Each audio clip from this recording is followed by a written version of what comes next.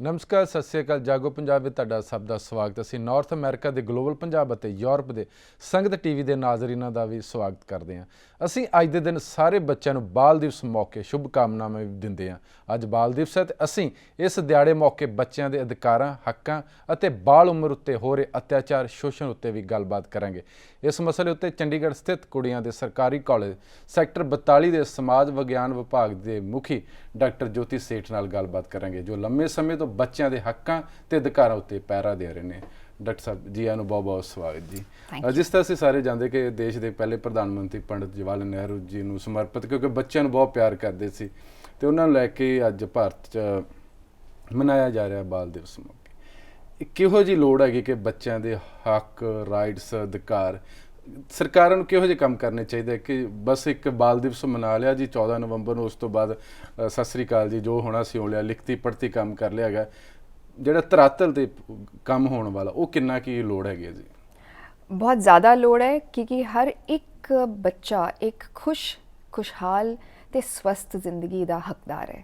तो स्टेट की पूरी रिस्पॉन्सिबिलिटी है पेरेंट्स के नाल कि हर बच्चे नूं एक खुशमय जीवन मिल सके। तो असी वो परिस्थितियां क्रिएट करिए जिहदे विच उहदा विकास सही तरीके नाल हो सके, उहदी योग्यतावां, उहदी क्षमतावां वधिया तरीके नाल उत्पन्न हो सकन ते वो एक चंगा इंसान भी बन सके। ਅੱਛਾ, ਪੂਰੇ ਭਾਰਤ 'ਚ ਬਾਕੀ ਵੀ ਜੋ ਅੰਕੜੇ ਦੱਸ ਰਹੇ, ਕੋਈ ਦੁਨੀਆ ਭਰ ਦੇ 80 ਦੇ ਕਰੀਬ ਮੁਲਕਾਂ ਦੇ ਵਿੱਚ ਬਾਲ ਦਿਵਸ ਮਨਾਇਆ ਜਾਂਦਾ। ਜਿਹੜੀ ਯੂਐਨ, ਜਿਹੜੀ ਦੁਨੀਆ ਦੀ ਸਭ ਤੋਂ ਵੱਡੀ ਪੰਚਾਇਤ ਜਿਹਨੂੰ ਕਹਿੰਦੇ, ਅਸੀਂ ਵੀ ਭਾਰਤ ਵੀ ਉਹਨੂੰ ਫੋਲੋ ਕਰਦੇ ਨੇ। ਉਹਨਾਂ ਦੀ ਕੀ ਇਹਦੀ ਮਨਸ਼ਾ ਹੈਗੀ, ਉਹਨਾਂ ਦੀ ਕੀ ਫੋਕਸ ਹੈਗਾ ਬੱਚਿਆਂ ਦੇ ਰਾਈਟਸ ਨੂੰ ਲੈ ਕੇ ਜੀ?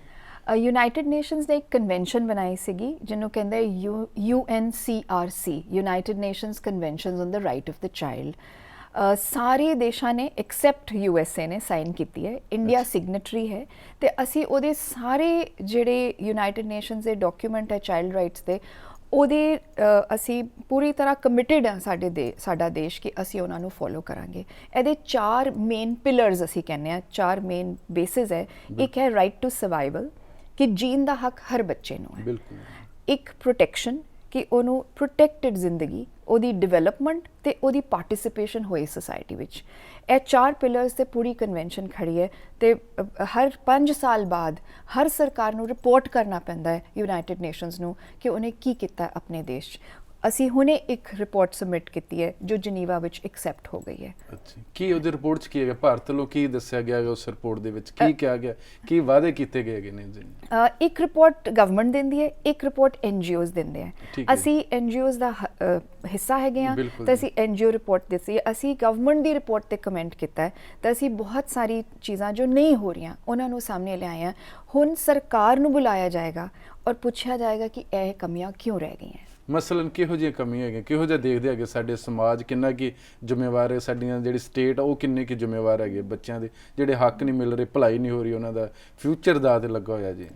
ਅਸੀਂ ਲੈਂਦੇ ਹਾਂ ਸ਼ੁਰੂ ਤੋਂ, ਜਦ ਬੱਚੇ ਨੂੰ ਜਨਮ ਵੀ ਨਹੀਂ ਦੇਣ ਦੀ ਹੱਕ ਹੈਗਾ, ਸਰਵਾਈਵਲ ਦਾ ਹੀ ਹੱਕ ਨਹੀਂ ਹੈ ਉਹਨੂੰ, ਜੋ ਫੀਟੀਸਾਈਡ ਹੋ ਰਹੀ ਹੈ, ਉਹ ਤਾਂ ਬੜਾ ਅਲਾਰਮਿੰਗ ਸਿਚੁਏਸ਼ਨ ਹੈ। ਤੁਸੀਂ ਚੰਡੀਗੜ੍ਹ ਦੇਖਿਆ ਪਿਛਲੇ ਸੈਂਸਸ ਵਿੱਚ 2001 ਦੇ ਸੈਂਸਸ ਵਿੱਚ 777 ਪਰ 1000 ਤਾਂ ਕੁੜੀਆਂ ਗਾਇਬ ਹੋ ਰਹੀਆਂ। ਕੁੜੀਆਂ ਨੂੰ ਜੀਣ ਦਾ ਹੱਕ ਹੀ ਨਹੀਂ ਹੈ। ਇਹ ਇੱਕ ਬਹੁਤ ਵੱਡਾ ਯੂਨਾਈਟਿਡ ਨੇਸ਼ਨਸ ਦਾ ਵੀ ਮੁੱਦਾ ਬਣ ਗਿਆ ਕਿ ਇੰਡੀਆ ਵਿੱਚ ਕੀ ਹੋ ਰਿਹਾ, ਕਿਹੜੇ ਸੋਸ਼ਲ ਰੀਜ਼ਨਸ ਹੈ, ਕਿਹੜੇ ਐਟੀਟਿਊਡਨਲ ਰੀਜ਼ਨਸ ਹੈ ਜਿਹਦੇ ਵਜ੍ਹਾ 'ਚ ਇਹ ਸਾਰਾ ਹੋ ਰਿਹਾ। ਉਹਦੇ ਲਈ ਕਈ ਪ੍ਰੋਗਰਾਮਸ ਸਰਕਾਰ ਨੇ ਬਣਾਏ ਹੈ। ਇਹ ਵੀ ਕਹਿਣਾ ਜ਼ਰੂਰੀ ਹੈ ਕਿ ਸਰਕਾਰ ਨੇ ਬਹੁਤ ਜ਼ਿਆਦਾ प्रोग्राम्स भी बनाए हैं, अवेयरनेस कैंपेन्स भी बनाए हैं, लेकिन ये कंटिन्यूअस प्रोसैस होना चाहिए। तो मैलन्यूट्रिशन, जब बच्चा बॉर्न हो गया फिर ओदी मैलन्यूट्रिशन, साडे कोल आंकड़े हैगे that India has around 46% children below the age of 3 who are too small, 47% are under weight and 16% are wasted. मतलब साडे कोल बच्चे है लेकिन ਹੈਲਥ ਹੀ ਨਹੀਂ, ਗਰੋਥ ਹੋ ਰਹੀ ਨਾ, ਉਹਨਾਂ ਦੀ ਹਾਈਟ ਵੱਧ ਰਹੀ ਹੈਗੀ ਹੈ, ਮੌਤ ਦਰ ਵੀ ਬਹੁਤ ਜ਼ਿਆਦਾ। 0 to 3 ਤੇ ਫਿਰ 3 to 6 ਬਹੁਤ ਵਲਨਰੇਬਲ ਏਜ ਹੁੰਦੀ ਹੈ ਜਦ ਬੱਚੇ ਮਰ ਸਕਦੇ ਹੈ ਜਾਂ ਉਹਨਾਂ ਨੂੰ ਬਿਮਾਰੀ ਹੋ ਸਕਦੀ ਹੈ। ਜਦ ਬਿਮਾਰੀ ਹੋ ਗਈ ਤਾਂ ਹੈਲਥ ਆ ਗਈ ਵਿੱਚ। ਹੈਲਥ ਸਰਵਿਸਿਜ਼ ਕੌਣ ਐਕਸੈਸ ਕਰਦਾ? ਮੁੰਡਿਆਂ ਨੂੰ ਹੈਲਥ ਸਰਵਿਸਿਜ਼ ਐਕਸੈਸ ਕਰਾ ਦਿੰਦੇ ਆ ਮਾਂ-ਬਾਪ, ਕੁੜੀਆਂ ਨੂੰ ਉਹ ਵੀ ਪੋਸੀਬਲ ਨਹੀਂ ਹੈ। ਤੇ ਹੈਲਥ ਹੋ ਗਈ, ਮੈਲ ਨਿਊਟ੍ਰੀਸ਼ਨ ਹੋ ਗਈ, ਉਹਦੇ ਬਾਅਦ ਐਜੂਕੇਸ਼ਨ। ਹੁਣ ਐਜੂਕੇਸ਼ਨ ਬੱਚੇ ਸਕੂਲ ਪਹਿਲੇ ਜਾਣ ਬਿਲਕੁਲ। ਫਿਰ ਸਕੂਲ 'ਚ ਰਹਿਣ, ਉਹ ਦੋ ਇੰਪੋਰਟੈਂਟ ਮੁੱਦੇ। ਉਹਦੇ ਵਿੱਚ ਵੀ ਕੁੜੀਆਂ ਕੀ ਸਕੂਲ ਭੇਜੀਆਂ ਜਾਂਦੀਆਂ ਕਿ ਮੁੰਡੇ ਹੀ ਜਾਂਦੇ ਹੈ, ਕਿ ਕੁੜੀਆਂ ਐਡਮਿਟ ਤਾਂ ਕਰਾ ਲੈਂਦੇ ਫਿਰ ਉਹਨਾਂ ਨੂੰ ਰਿਟੇਨ ਨਹੀਂ ਕਰਦੇ। ਤੇ ਫਿਰ ਇੱਕ ਹੋਰ ਮੁੱਦਾ ਹੈ, ਜਿੱਦਾਂ ਹੀ ਕੁੜੀ ਵੱਡੀ ਹੁੰਦੀ ਹੈ ਬਹੁਤ ਸਾਰੀ ਕੁੜੀਆਂ ਨੂੰ ਸਕੂਲ ਨਹੀਂ ਜਾਣ ਦਿਆ ਜਾਂਦਾ ਕਿਉਂਕਿ ਟਾਇਲਟਸ ਨਹੀਂ ਹੈ। Can you imagine, any basic चीज़ नहीं है। मेरे को फिगर्स हैं कि 7 लाख रूरल प्राइमरी स्कूल और अपर स्कूल्स में गर्ल्स के लिए अलग टॉयलेट्स नहीं है। बिल्कुल जी बिल्कुल। तो वो ये एक नीड है, एक बेसिक हेल्थ नीड है, एक बेसिक फिजिकल नीड है हर एक की कि ਤੁਹਾਡੇ ਕੋਲ ਟਾਇਲਟ ਤਾਂ ਹੋਏ। ਬਿਲਕੁਲ, ਮੈਂ ਮਾਫੀ ਚਾਹਾਂ ਤੁਹਾਨੂੰ ਟੋਕ ਰਿਹਾ ਵਿੱਚ ਜੀ। ਪਿੱਛੇ ਜੇ ਪੰਜਾਬ ਅਤੇ ਹਰਿਆਣਾ ਹਾਈ ਕੋਰਟ ਨੇ ਵੀ ਬੜਾ ਨੋਟਿਸ ਲਿਆ ਹੈਗਾ, ਚਿੰਤਾ ਪ੍ਰਗਟ ਕੀਤੀ ਹੈ ਕਿ ਪੰਜਾਬ ਵਰਗੇ ਸੂਬੇ ਵਿੱਚ ਵੀ ਸਰਕਾਰੀ ਸਕੂਲਾਂ 'ਚ ਜਿਹੜੀ ਟਾਇਲਟ ਹੈਗੀ ਉਹ ਜੁਆਇੰਟ ਹੈਗੀ ਹੈ, ਤੇ ਬੜੀ ਦੁੱਖ ਵਾਲੀ ਗੱਲ ਹੈਗੀ। ਅੱਛਾ, ਤੁਸੀਂ ਗੱਲ ਕੀਤੀ ਕਿ ਬੱਚਿਆਂ ਦਾ ਭਾਰ ਨਹੀਂ ਵੱਧ ਰਹੇ, ਕੱਦ ਨਹੀਂ ਵੱਧ ਰਹੇ। ਅਸੀਂ ਆਜ਼ਾਦੀ ਦੇ ਜਿਹੜੇ 67 ਵਰ੍ਹੇ ਮਨਾ ਚੁੱਕੇ ਹੈਗੇ, 67 ਸਾਲ ਦੇ ਬਾਵਜੂਦ ਸਾਡਾ ਜਿਹੜਾ ਫਿਊਚਰ ਆ ਬੱਚਿਆਂ ਦੇ ਟਿਕਿਆ ਹੋਇਆ। ਅਸੀਂ ਆਸ ਆ ਸਾਨੂੰ ਕਿ ਇਹਨਾਂ 'ਚੋਂ ਸਾਡੇ ਪੋਲੀਟੀਸ਼ੀਅਨ ਬਣਨੇ ਨੇ, ਸਾਇੰਟਿਸਟ ਬਣਨੇ ਹੈਗੇ, ਤੇ ਫਿਰ ਕਿਵੇਂ ਦੇਸ਼ ਚੱਲੇ ਹੈਗਾ ਕਿ ਜੇ ਬੱਚੇ ਜਨਮ ਤੋਂ ਪਹਿਲਾਂ ਹੀ ਵੱਧ ਫੁੱਲ ਰਹੀ ਰਹੇ, ਪੈਦਾ ਨਹੀਂ ਹੋ ਰਹੇ, ਮਰ ਰਹੇ ਹੈਗੇ ਨੇ, ਤੇ ਕਿਵੇਂ ਚੱਲੇਗਾ ਦੇਸ਼ ਜੀ? एग्जैक्टली एक बहुत बड़ा सीरियस सवाल है साडे ਲਈ ਅੱਜ, ਸਪੈਸ਼ਲੀ ਅੱਜ ਦੇ ਦਿਨ। ਅਸੀਂ ਸਾਰੇ ਸੋਚੀਏ ਕਿ ਇਹਨਾਂ ਬੱਚਿਆਂ ਦਾ ਕੀ ਫਿਊਚਰ ਹੈ, ਅਸੀਂ ਇਹਨਾਂ ਲਈ ਦੇਸ਼ ਬਣਾ ਰਹੇ ਹਾਂ। ਉਹ ਬੱਚੇ ਜੋ ਬੇਸਿਕ ਹੈਲਥ ਮਾਈਂਡ ਉਹਨਾਂ ਦਾ ਡਿਵੈਲਪ ਨਹੀਂ ਹੈ ਔਰ ਅਬਿਊਜ਼ ਦੇ ਸ਼ਿਕਾਰ ਨੇ। ਬਿਲਕੁਲ, ਇੰਨੇ ਹਜ਼ਾरों ਬੱਚੇ ਅਬਿਊਜ਼ ਦੇ ਸ਼ਿਕਾਰ ਨੇ। ਤੁਸੀਂ ਦੇਖੋ ਫਿਜ਼ੀਕਲ, ਮੈਂਟਲ, ਇਮੋਸ਼ਨਲ ਵਾਇਲੈਂਸ ਹੋ ਰਹੀ ਹੈ ਬੱਚਿਆਂ ਤੇ, ਐਂਡ ਦੋਨੋਂ ਲੜਕੇ ਲੜਕੀਆਂ ਦੋਨੋਂ ਤੇ ਹੋ ਰਹੀ ਹੈ। ਐਂਡ ਇਹ ਸੀਰੀਅਸ ਕੰਸਰਨ ਹੈ ਸਾਡੇ ਲਈ, ਐਂਡ ਅਸੀਂ ਬਹੁਤ ਜ਼ਿਆਦਾ ਐਕਟਿਵਲੀ ਸਾਨੂੰ ਸ਼ਾਇਦ ਪਾਰਟਿਸਿਪੇਟ ਕਰਨਾ ਪੜੇਗਾ ਸਰਕਾਰ ਦੇ ਨਾਲ। ਪਰ ਸਰਕਾਰ ਦੀ ਪੂਰੀ ਜ਼ਿੰਮੇਵਾਰੀ ਹੈ ਕਿ ਹਰ ਬੱਚਾ ਸਾਡੇ ਦੇਸ਼ ਦਾ ਇੱਕ ਇੰਪੋਰਟੈਂਟ ਨਾਗਰਿਕ ਹੈ, ਤੇ ਉਹਦੇ ਉੱਤੇ ਅਸੀਂ ਕਨਸੈਂਟਰੇਟ ਜ਼ਰੂਰ ਕਰੀਏ। ਬਿਲਕੁਲ। ਤੇ ਇਹ ਜਿਹੜਾ ਸਰਕਾਰ ਤੇ ਹੈ ਹੀ ਹੈ, ਕਿਤੇ ਨਾ ਕਿਤੇ ਦੋਸ਼ੀ ਹੈਗੀ ਸਰਕਾਰ ਕਿ ਅਸੀਂ 67 ਸਾਲ ਦੇ ਬਾਵਜੂਦ ਉਹ ਜਿਹੜੀ ਫੈਸਿਲਿਟੀ ਪ੍ਰੋਵਾਈਡ ਨਹੀਂ ਕਰਵਾ ਪਾਏਗੇ। ਮਾਪਿਆਂ ਦਾ, ਘਰ ਦਾ, ਸਮਾਜ ਦਾ ਇਹ ਕਿੰਨਾ ਕੁ ਰੋਲ ਹੈਗਾ ਬੱਚਿਆਂ ਦੀ ਡਿਵੈਲਪਮੈਂਟ ਨੂੰ ਲੈ ਕੇ ਜੀ? ਬਹੁਤ ਜ਼ਿਆਦਾ।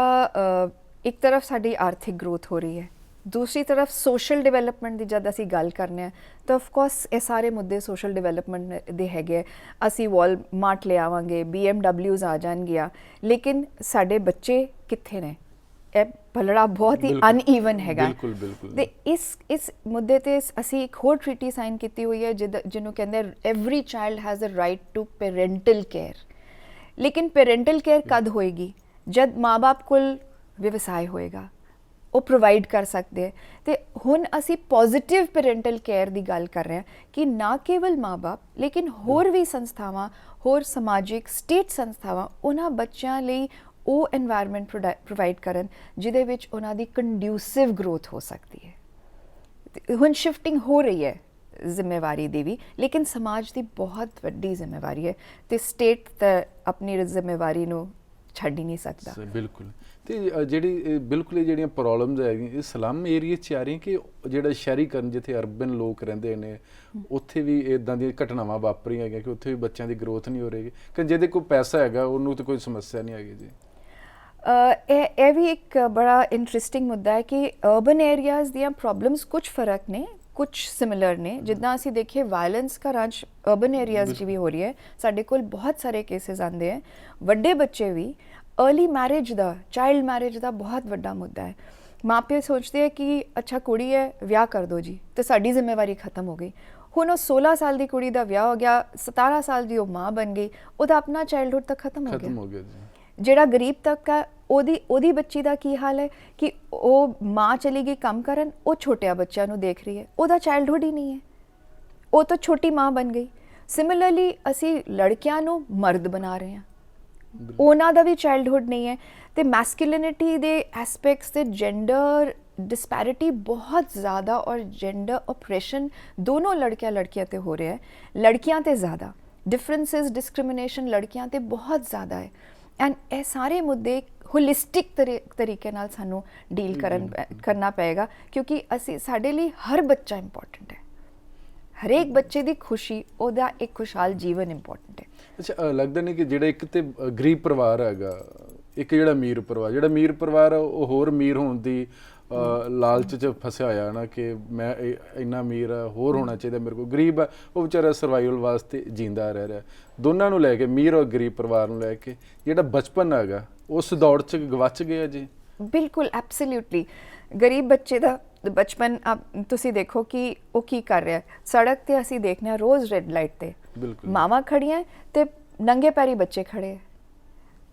ਇਹ ਬੱਚੇ ਦਾ ਕੀ ਜੀਵਨ ਹੈ? ਉਹਨੂੰ ਤਾਂ ਸਿਖਾਇਆ ਹੀ ਹੈ ਕਿ ਤੁਸੀਂ ਪੈਸੇ ਇਕੱਠੇ ਕਰੋ, ਤੇ ਉਹਨੂੰ ਨਾ ਅਸੀਂ ਐਜੂਕੇਸ਼ਨ ਦੇ ਰਹੇ ਹਾਂ, ਫਿਰ ਅਸੀਂ ਕਹਿੰਦੇ ਹਾਂ ਵੈਲਿਊਜ਼ ਸਿਖਾਈਏ। ਕਿੱਥੋਂ ਵੈਲਿਊਜ਼ ਆਉਂਦੀ ਹੈ ਉਸ ਬੱਚੇ ਦੀ? ਉਹ ਪਿਕ ਪੋਕਟ ਕਰੇਗਾ, ਉਹਦੇ ਲਈ ਕਿਸੇ ਦਾ ਬਟੂਆ ਚੋਰੀ ਕਰਨਾ ਕੋਈ ਨਵੀਂ ਗੱਲ ਨਹੀਂ ਹੈ। ਫਿਰ ਅੱਜ ਕੱਲ੍ਹ ਇਹ ਜਿਹੜੇ ਨੀਚੇ ਤਬਕੇ ਦੇ ਵੀ ਹੈ ਤੇ ਜਿਹੜੇ ਉੱਚੇ ਤਬਕੇ ਦੇ ਲੋਕ ਹੈ, ਦੋਨੋਂ ਬੱਚੇ ਡਰੱਗ ਅਬਿਊਜ਼, ਸਬਸਟੈਂਸ ਅਬਿਊਜ਼ ਦੇ ਸ਼ਿਕਾਰ ਹੋ ਰਹੇ।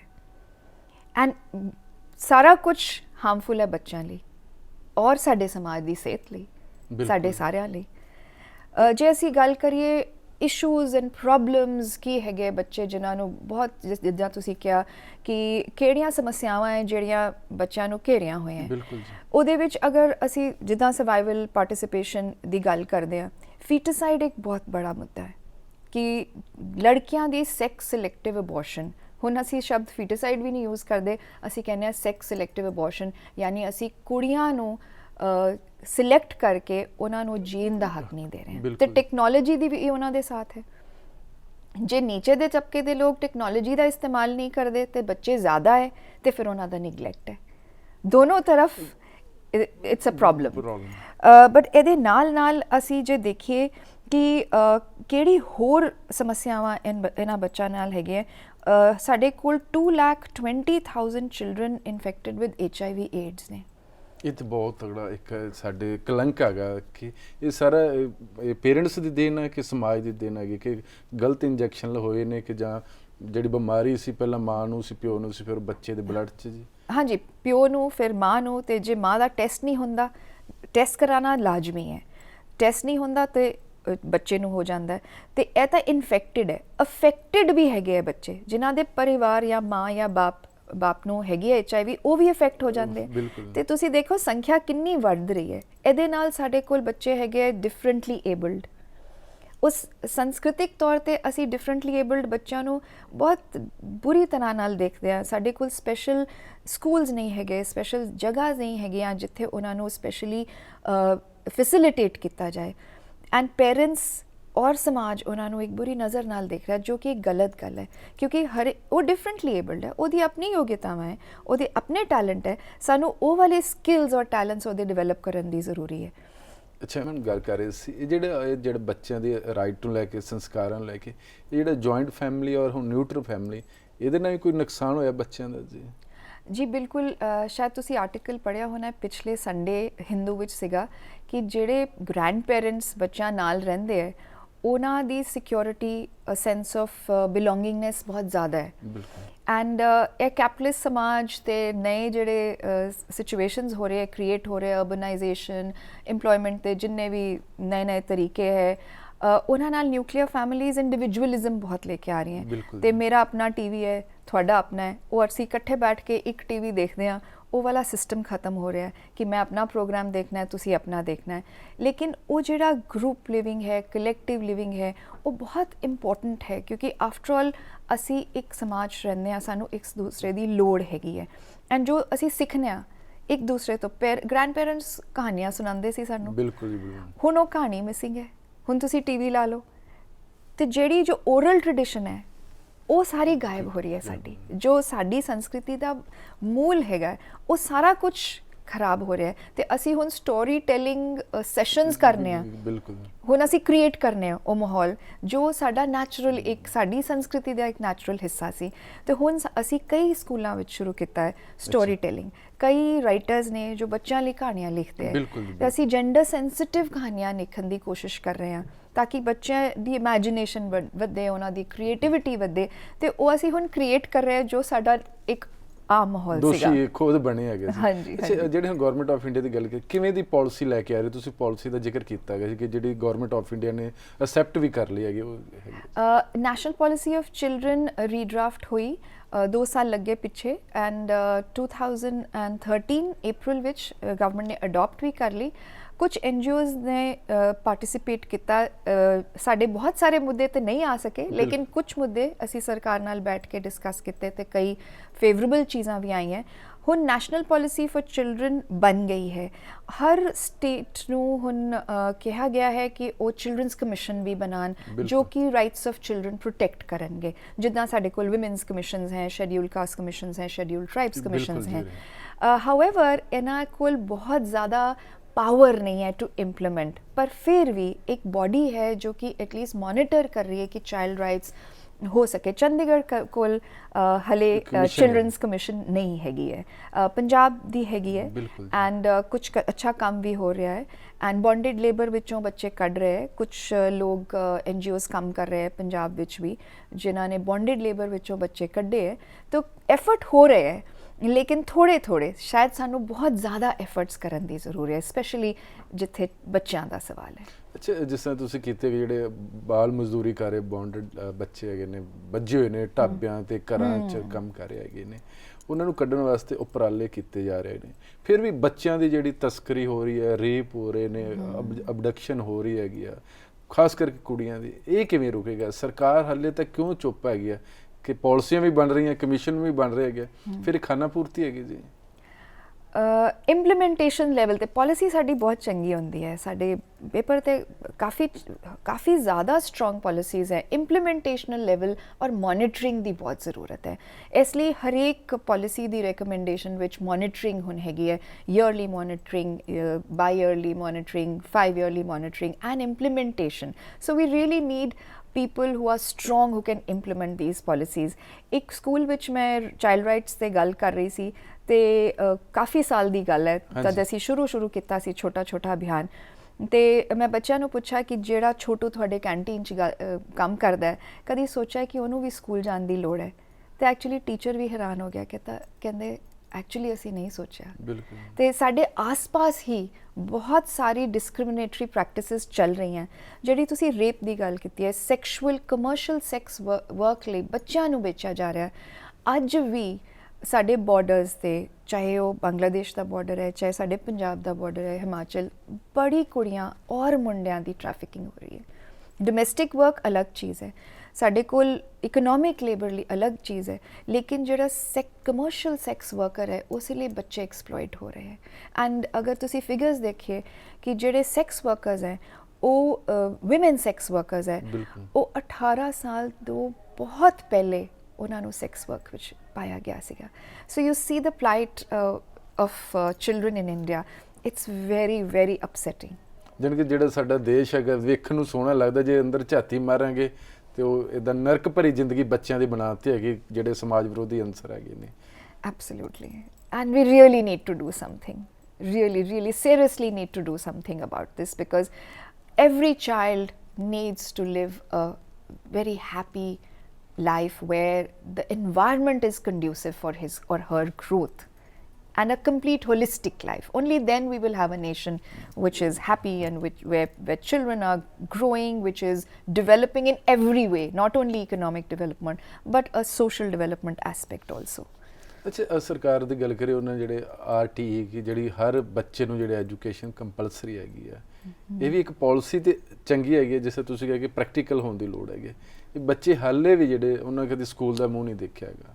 ਐਬਸੋਲੂਟਲੀ, ਦਰਵਾਜ਼ਾ ਵੀ ਨਹੀਂ ਦੇਖਿਆ। ਚੰਡੀਗੜ੍ਹ ਦੇ ਸਕੂਲਸ ਔਰ ਕਾਲਜਸ ਵਿੱਚ ਜੋ ਬੱਚੇ ਹੈ, ਮੈਂ ਉਹਨਾਂ ਨੂੰ ਕਹਿੰਦੀ ਹਾਂ ਤੁਸੀਂ ਬਹੁਤ ਫੋਰਚੂਨੇਟ ਹੋ, ਤੁਸੀਂ ਸਕੂਲ ਕਾਲਜ ਆ ਰਹੇ ਹੋ, ਲੇਕਿਨ ਇੰਨੇ ਹਜ਼ਾਰੋਂ ਲੱਖਾਂ ਬੱਚੇ ਹੈ ਜੋ ਕਦੀ ਸਕੂਲ ਦਾ ਡੋਰ ਸਟੈਪ ਵੀ ਨਹੀਂ ਦੇਖਦੇ। ਪੋਲਿਸੀਜ਼ ਤਾਂ ਹੈਗੀਆਂ, ਐਂਡ ਦੈਨ ਅੱਜ ਕੱਲ੍ਹ ਐਗਜ਼ਾਮ ਨਹੀਂ ਹੈ, रिटेन हो रहा है कि नहीं, क्वालिटी एजुकेशन है कि नहीं, वो एक्चुअली कुछ सीख रहा है कि नहीं, ये सारी चीज़ों का ध्यान रखना बहुत बहुत ज़रूरी है। एंड एजुकेशन बहुत इंपॉर्टेंट फैक्टर है चेंज लियान लई, एटीट्यूडनल चेंज लियान लई भी। एंड उहदे नाल सानू बहुत कुछ होर चाहिए। जे असी स्कूल ते पा दईए, बच्चे कोल यूनीफॉर्म नहीं है, उन्होंने खाण नूं नहीं है, उन्हें उहदे कोल पानी नहीं है, नहाण नूं पानी नहीं है, पीण नूं साफ पानी नहीं है, तो वो बच्चा किद्दां स्कूल जाएगा? It's not about only education, it is the complete development of the child. ਅੱਛਾ, ਤੁਸੀਂ ਗੱਲ ਕੀਤੀ ਹੈਗੀ ਐਜੂਕੇਸ਼ਨ ਦੀ, ਜਿਹੜੇ ਜੇਲ੍ਹਾਂ 'ਚ ਵੀ ਬੱਚਿਆਂ ਦੇ ਅੰਕੜੇ ਕਾਫੀ ਆਏਗੇ ਕਿ ਜਿਹੜੇ ਜੇਲ੍ਹ ਹੈਗੇ ਉਹ ਵੀ ਇੱਕ ਬੱਚਿਆਂ ਵਾਸਤੇ ਬਣੀ ਹੋਈ ਹੈ, ਬੱਚਿਆਂ ਨੂੰ ਮਜਬੂਰੀ ਨਾਲ ਉੱਥੇ ਰਹਿਣਾ ਪੈ ਰਿਹਾ। ਤੇ ਉੱਥੇ ਕੀ ਕਾਰਨ ਕੀ ਹੈਗੇ? ਸਰਕਾਰ ਦੇਖ ਨਹੀਂ ਰਹੀ ਹੈਗੀ ਕਿ ਜੇ ਕੋਈ ਬਦਕਿਸਮਤੀ ਨਾਲ ਕਿਸੇ ਮਾਂ ਕੋਲ ਗਲਤ ਕੰਮ ਹੋ ਗਿਆ ਤੇ ਜ਼ਰੂਰੀ ਹੈ ਕਿ ਜਿਹੜਾ ਬੱਚਾ ਉਹਦੇ ਨਾਲ ਉਹ ਉੱਥੇ ਜੇਲ੍ਹ 'ਚ ਜ਼ਿੰਦਗੀ ਕੱटे जी? आई एम वेरी ग्लैड आपने ये पॉइंट लाए। जेल मैनुअल कहता है कि जन्म से 6 साल तक बच्चा माँ के साथ रह सकता है। जे माँ ने अपराध किया है तो बच्चा रह सकता है। संस्कृतिक तौर पर भी हर माँ सोचती है कि मैनू बच्चे मैं ही बच्चे की परवरिश कर सकती हाँ, तो जिम्मेवारी परिवार भी सोचता है माँ दी है। 6 साल तक बच्चा जेल च रहिंदा है। ਤੁਸੀਂ ਉਹ ਐਟਮੋਸਫੇਅਰ ਦੇਖੀਏ ਜੇ ਅਸੀਂ 1 ਮਿੰਟ ਲਈ ਕਿ ਉਹ ਕਿਹੜਾ ਐਟਮੋਸਫੇਅਰ ਅਸੀਂ ਬੱਚੇ ਨੂੰ ਦੇ ਰਹੇ ਹਾਂ ਗਰੋਥ ਲਈ। ਉਹਨੂੰ ਬਾਹਰ ਦੀ ਦੁਨੀਆ ਨਹੀਂ ਪਤਾ, ਉਹਨੂੰ ਕਿਸੇ ਤਰ੍ਹਾਂ ਦੀ ਹੋਰ ਜੀਵਨ ਨਹੀਂ ਪਤਾ। ਉਹਦਾ ਤਾਂ ਬਚਪਨ ਵੀ ਖਤਮ, ਉਹਦੀ ਮੈਂਟਲ ਗਰੋਥ, ਉਹਦੀ ਹਰ ਤਰ੍ਹਾਂ ਦੀ ਇਮੋਸ਼ਨਲ ਗਰੋਥ, ਉਹ ਸਾਰੀ ਜ਼ਿੰਦਗੀ ਇੱਕ ਡਿਫਰੈਂਟ ਇਨਸਾਨ ਬਣੇਗਾ।